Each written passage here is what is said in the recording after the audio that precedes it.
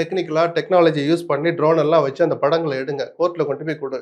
நீ எடுக்கணும்னு சொன்னது 5 அடி. அவன் 15 அடி எடுத்திருக்கான். ஆழத்த காட்டு. இந்தாங்க இதோட ஆதாரம். நான் ஒரு நிறுவனத்துல ஆய்வு பண்ணி தான் அத கொண்டாந்து குடுக்குறேன். கேஸ போடுங்க. கன்ஸ்ட்ரக்டிவ் பாலிடிக்ஸ் அதுதான். சும்மா மேடையில போட்டு 4700 கோடி எடுத்துட்டேன் அப்படின்னு சொல்லிட்டு போகக்கூடாது. நாளைக்கு உங்க கட்சி வளர்ந்துச்சுன்னா உங்க கட்சி மாவட்ட செயலாளர் அந்த 4730 கோடியில ஒரு 40 கோடி அவனும் சொல்லிட்டு தமிழ்நாடு முழுக்க. அது இல்லாம அரசியலே இல்லைன்னு ஆகி போச்சு. அதனால நான் சொன்னேன், உங்களுக்கு துணிச்சல் இருந்தால் ஒரு அர்த்தமுள்ள அரசியல் நீங்க பண்ணுவதா இருந்தா போற போக்குல இப்படி அண்ணாமலை மாதிரி சொல்லிட்டு போகாம, அண்ணாமலைக்கு விஜய்க்கு வித்தியாசம் இருக்குன்னு நான் எதிர்பார்க்கிறேன். கோர்ட்ல வழக்கு போடுங்க. இயற்கை வளம் சுரண்டப்படுகிறது, இந்தாங்க ஆதாரம். தோக்குறோம் ஜெயிக்கிறோங்கிறலாம் விஷயம் இல்ல. அது மக்களால் பேசப்படும், கவனிக்கப்படும் சொல்றேன். அந்த அரசியல் பண்ணணும். சும்மா போற போக்குல திமுக திட்டிட்டேன் பாத்தீங்களா அப்படிலாம் சொல்லக்கூடாது. பாப்பா பவள விழா பாப்பா தனித்தனியா ஒன்னெல்லாம் எடுத்து வேற ஒரு பாடி லாங்குவேஜ் காட்டுறாரு.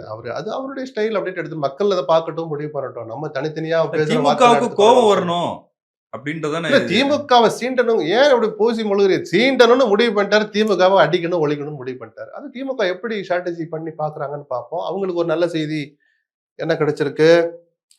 உறுதியான கூட்டணி, கொள்கை கூட்டணி, எதையும் எதிர்பாராத சுயநலம் இல்லாத கூட்டணி எல்லாம் மேடையில பேசுறாங்க. ஆனா ஒரு 2 மாசமா என்ன சொல்ற வகுத்த கலக்கிக்கிட்டு தான் இருந்தாங்கல்லாம்.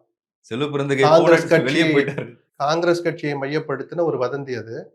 விஜயும் சேர்த்து மையப்படுத்தி அந்த கருத்துக்கள் வந்த போது நிஜமாவே பல பேர் அதை கொஞ்சம் வலுவாகவே யோசிக்க ஆரம்பிச்சாங்க. தினமலர் தினத்தந்திலாம் வந்துச்சு. பத்திரிகையில விடுங்க. காங்கிரஸ் கட்சியோட சில எம்பிக்களை வெளிப்படையாவே அதை சொல்லி அல்லது இந்த எஸ்ஐஆருக்கு எதிரான போராட்டத்துல கலந்துக்காம திட்டமிட்டு தவிர்த்து திமுகவை சங்கடப்படுத்துற வேலையில இறங்குற அளவுக்கு விஜய் உடனான அந்த உறவை மறைமுகமா நோக்கி பயணிக்க ஆரம்பிச்சாங்க. அதுக்கு ஒரு முற்றுப்புள்ளி வைக்கிற மாதிரி டெல்லியில் நடந்த சில சந்திப்புகள், பேச்சுவார்த்தைகள் நடந்தது நிஜம். அதன் பிறகு இந்த ஐவர் குழு போட்ட போதே ஒரு விஷயம் உறுதியாயிடுச்சு.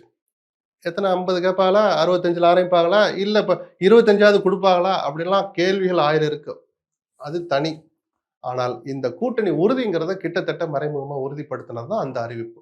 ஒரு ஆலோசனைக்காக ஒரு ஆய்வர் குழு போட்டிருக்காங்க. ஆனா அரசியல்ல எந்த சூழலும் எது வேணாலும் நடக்கும்னு சிலர் பேசுறாங்களே.